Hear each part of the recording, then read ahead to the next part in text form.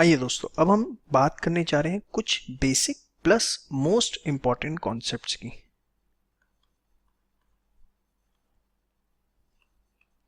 नाम ही मैंने इसका ये रखा है।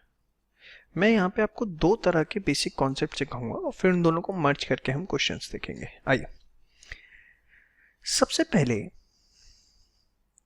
Impact of over valuation slash under valuation of opening stock या क्लोजिंग स्टॉक। ये टॉपिक आपको सबसे पहले मेरे साथ पढ़ना है। बड़े आराम से रिलैक्स होके समझेंगे, कोई जल्दीबाजी हमें नहीं है।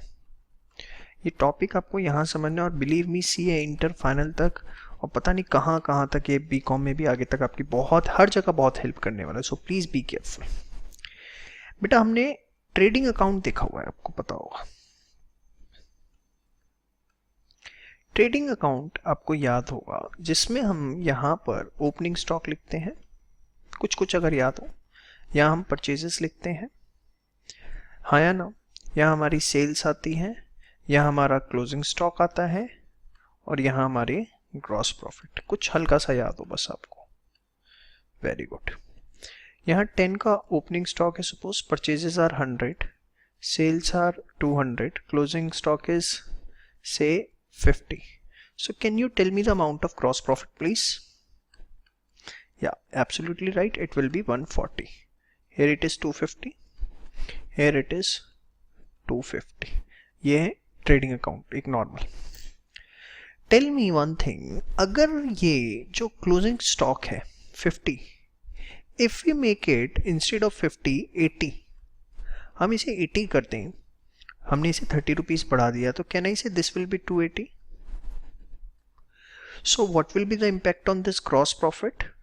This will be 170. हाँ या ना, पक्का? तो मतलब कैन आई से, अगर क्लोजिंग स्टॉक की वैल्यू बढ़ गई, क्लोजिंग स्टॉक की वैल्यू बढ़ गई, तो जो ग्रॉस प्रॉफिट है वो बढ़ जाएगा, हाँ या ना, पक्का? अगर स्टॉक की वैल्यू बढ़ जाए तो ग्रॉस प्रॉफिट बढ़ जाएगा। और दूसरे एंगल से समझ लो आप, अगर यहाँ पर एक वेरिएबल बढ़ रहा है और वी नो टोटल दोनों साइड के आते हैं, सेम आते हैं, तो यहाँ पर जो प्रॉफिट हैं वो भी बाय डिफॉल्ट बढ़ेंगे ही। यस और नो? सेम वे, अगर क्लोजिंग स्टॉक की वैल्यू कम हो जाए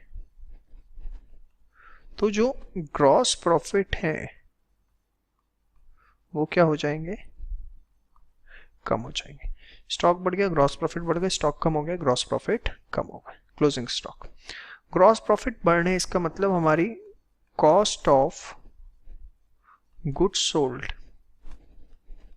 क्या हो रही है? कम। अरे जीपी ज्यादा आने का मतलब क्या है? प्रॉफिट कब ज्यादा आएंगे? जब कॉस्ट ऑफ गुड्स सोल्ड कम होगी। और यहाँ जीपी कम हो रहा है, मतलब कॉस्ट ऑफ गुड्स सोल्ड जो है वो ज्यादा आ रही। तो दिस रिलेशनशिप होपफुली आपको ये समझ में आ गया कि अगर क्लोजिंग स्टॉक ओवर वैल्यू होता है तो उससे जीपी बढ़ जाता है या आपका कॉस्ट ऑफ गुड्स सोल्ड कम हो जाता है, एंड वाइसा वर्सा। पक्का? चलिए, इसके बाद अगर मैं ये चीज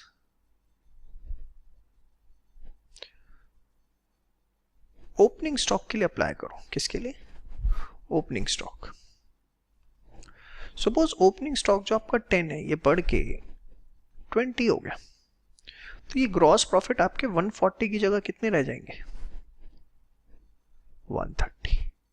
इफ यू वांट टू से इट, अच्छा क्लोजिंग स्टॉक के लिए कम होगा तो मतलब अगर मैं इसे ट्रेडिंग अकाउंट से ही दिखाऊं तो अगर ओपनिंग स्टॉक बढ़ गया तो प्रॉफिट कम हो जाएंगे, ओपनिंग स्टॉक कम हो गया तो प्रॉफिट बढ़ जाएंगे। यस और नो? शो। तो ओपनिंग स्टॉक अगर वैल्यू बढ़ गई तो ग्रॉस प्रॉफिट क्या हो जाएंगे, कम। कॉस्ट ऑफ गुड्स सोल्ड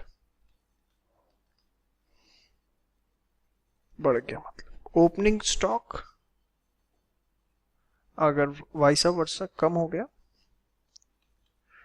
तो हमारे ग्रॉस प्रॉफिट बढ़ जाएंगे और कॉस्ट ऑफ गुड्स सोल्ड कम हो जाएगा। ये सुनो, तो यहां पर प्रॉफिट के साथ इनवर्स रिलेशनशिप आपको देखने को मिल रहा है। ये तो था हमारा फर्स्ट कॉन्सेप्ट। अब सेकंड कॉन्सेप्ट मैं आपको समझा रहा हूं, ध्यान से देखिए, फिर दोनों को मर्ज करना है। सिचुएशन ऑफ इन्फ्लेशन, इन्फ्लेशन की अगर सिचुएशन है, इन्फ्लेशन की सिचुएशन मतलब चीजें महंगी हो रही है, महंगी चीजें आपको हर बार मिल रही है, और उसमें ऑर्गेनाइजेशन अगर फीफो मेथड यूज करे। कौन सा मेथड? FIFO method. बड़े ध्यान से समझना, इन्फ्लेशन है मतलब हर बार आप स्टॉक ला रहे हो तो आपको पिछली बार से वो महंगा मिल रहा है। यही मतलब है इन्फ्लेशन का कि every time we are buying the new stock from the market we are getting at a higher price. And suppose the organisation is using FIFO method. हमारा फर्स्ट लॉट ये आया था, सेकंड ये आया, थर्ड ये आया और फोर्थ ये आया, ठीक है। हमने 4 परचेजेस करी और हर बार पिछली बार से महंगा आया और हम फीफो यूज कर रहे हैं। तो tell me, first in first out, जो पहले आया वो पहले चला गया। तो हमने सपोज पहले 2 लॉट इशू कर दिया, 3 लॉट इशू कर दिए, ये हमने इशू कर दिया। तो बैलेंस जो बचेगा फीफो में, लास्ट वाला बचेगा, क्योंकि जो पहले आया वो पहले चला गया। मतलब in case of FIFO, in case of inflation, if we are using this FIFO method, तो जो हमारे पास क्लोजिंग स्टॉक बचेगा वो कंपैरेटिवली सबसे हायर वैल्यू का बचेगा। समझ में आ रहा है आपको? सेम वे अगर हम इसी में लीफो यूज कर रहे होते, कौन सा? लास्ट इन फर्स्ट आउट, तो होता क्या, देखो इन्फ्लेशन है, हर बार महंगा आएगा, लेकिन हम जो इशू करेंगे वो लास्ट वाले में से इशू करेंगे। मतलब ये हमारे लास्ट वाले इशू हो गए, हाँ या ना? तो जो बैलेंस बचेगा वो सस्ते वाला बचेगा। मतलब अगर आप इन्फ्लेशन की सिचुएशन में अगर यूज कर रहे हैं लीफो मेथड, तो जो क्लोजिंग स्टॉक आपका बचेगा वो आपका कंपैरेटिवली लोअर वैल्यू का बचेगा। होपफुली आपको मेरी बात समझ में आ रही है, पक्का आ रही है? शो, कोई डाउट इसके अंदर? In a vice versa situation, that is the situation of deflation, situation of deflation. अगर डिफ्लेशन की सिचुएशन है तो क्या होगा? हर बार जो स्टॉक आ रहा है वो पिछली बार से सस्ता आएगा। FIFO we are using first in first out. अब क्या होगा बताओ? ये वाला हमारा स्टॉक पहले वाला इशू हो जाएगा, तो ये बैलेंस बचा, है या ना? पक्का। तो यहां पर जो क्लोजिंग स्टॉक बचेगा वो कंपैरेटिवली लोअर वैल्यू का होगा। इसके बाद अगर यही चीज आप लीफो में देखें, लीफो में अब देखो डिप्रेशन है, मतलब हर बार माल जो आ रहा है पिछली बार से सस्ता आ रहा है। तो आप लीफो के अंदर बताइए कौन सा माल आपका पहले इश्यू हो जाएगा? ये वाला। तो आपके पास जो बैलेंस बचेगा ये आपका क्या हो गया, इशू। तो आपके पास जो बैलेंस बचेगा वो हायर वैल्यू का बचेगा। मतलब अगर डिफ्लेशन में, इकोनॉमी में डिफ्लेशन की सिचुएशन है और आप लीफो यूज कर रहे हैं तो क्लोजिंग स्टॉक आपके पास हायर वैल्यू का बचेगा। होपफुली आपको मेरी बात समझ में आ रही है।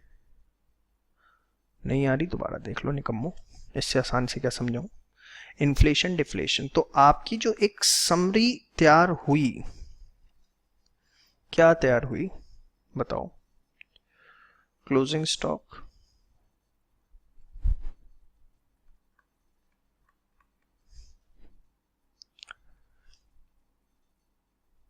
इन्फ्लेशन में और डिफ्लेशन में, और यहां पर फीफो और लीफो।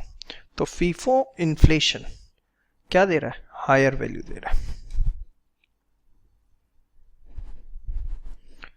और यहां पे फिर लोअर, ये लोअर और ये हायर। ये आपकी एक समरी जो है वो तैयार हो गई।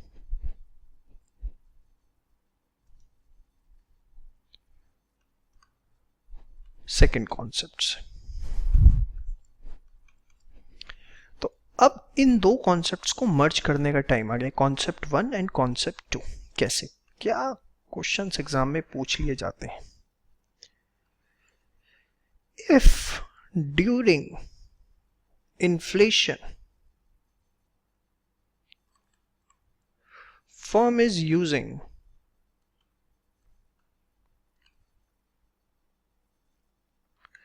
FIFO method, then what likely to be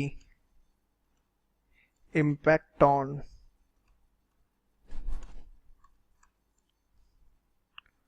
profits. 1 mark का क्वेश्चन है, लेकिन समझना तो पड़ेगा, नंबर तो लाने हैं, हर नंबर इंपॉर्टेंट होता है। तो वी नो इन इन्फ्लेशन चीजें, आपको तो वहां सिर्फ आंसर लिखना होगा, महंगी आती, फीफो है मतलब ये चला गया, तो जो क्लोजिंग स्टॉक बचा वो हायर वैल्यू का बचा। क्लोजिंग स्टॉक हाई होता है अगर, तो प्रॉफिट भी बढ़ जाता है। तो आंसर क्या होगा इसका, profit will be higher. Question अब आपको समझ में आ गया, लग रहा होगा कुछ नहीं है, समझ आ गया, इसलिए एक और क्वेश्चन दे रहा हूं। During inflation firm is using LIFO method, what likely to be the impact on cost of goods sold?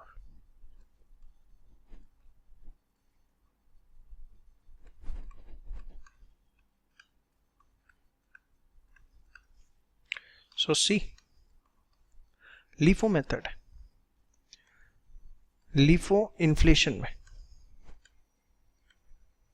चला गया, क्लोजिंग स्टॉक जो बचा वो कम बचा, प्रॉफिट कम, तो cost of goods sold will be higher.